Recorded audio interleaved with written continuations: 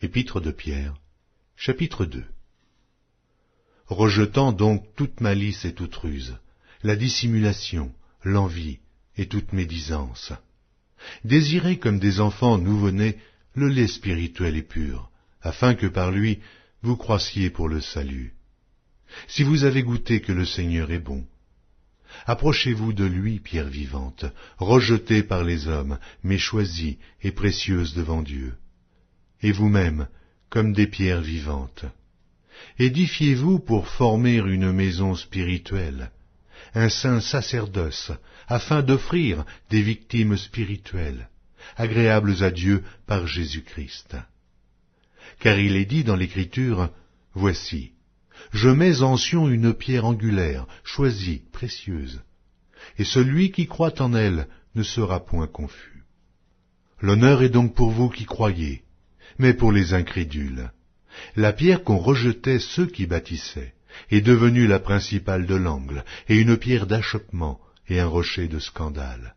Ils s'y heurtent pour n'avoir pas cru à la parole, et c'est à cela qu'ils sont destinés.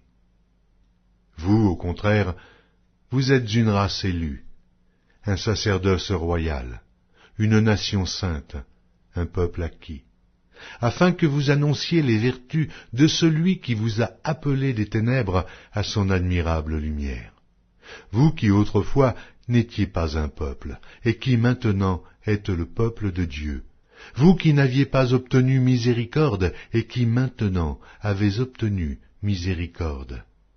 Bien-aimés, je vous exhorte, comme étrangers et voyageurs sur la terre, à vous abstenir des convoitises charnelles qui font la guerre à l'âme.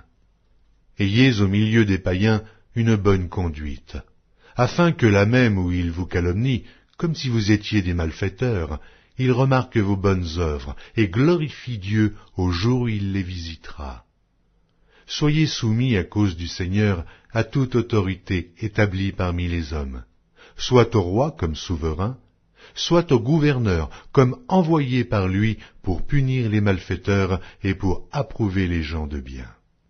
Car c'est la volonté de Dieu qu'en pratiquant le bien, vous réduisiez au silence les hommes ignorants et insensés, étant libres, sans faire de la liberté un voile qui couvre la méchanceté, mais agissant comme des serviteurs de Dieu.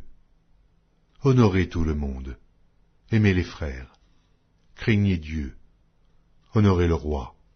Serviteurs, soyez soumis en toute crainte à vos maîtres, et non seulement à ceux qui sont bons et doux, mais aussi à ceux qui sont d'un caractère difficile. Car c'est une grâce que de supporter des afflictions par motif de conscience envers Dieu, quand on souffre injustement. En effet, quelle gloire y a-t-il à supporter de mauvais traitements pour avoir commis des fautes? Mais si vous supportez la souffrance lorsque vous faites ce qui est bien, c'est une grâce devant Dieu. Et c'est à cela que vous avez été appelés, parce que Christ aussi a souffert pour vous, en laissant un exemple, afin que vous suiviez ses traces. Lui qui n'a point commis de péché, et dans la bouche duquel il ne s'est point trouvé de fraude. Lui qui injuriait ne rendait point d'injure, maltraité ne faisait point de menaces, mais s'en remettait à celui qui juge justement. Lui qui a porté lui-même nos péchés en son corps sur le bois, afin que, morts au péché, nous vivions pour la justice. Lui par les meurtrissures duquel vous avez été guéris. Car vous étiez comme des brebis errantes, mais maintenant, vous êtes retournés vers le pasteur et le gardien de vos âmes.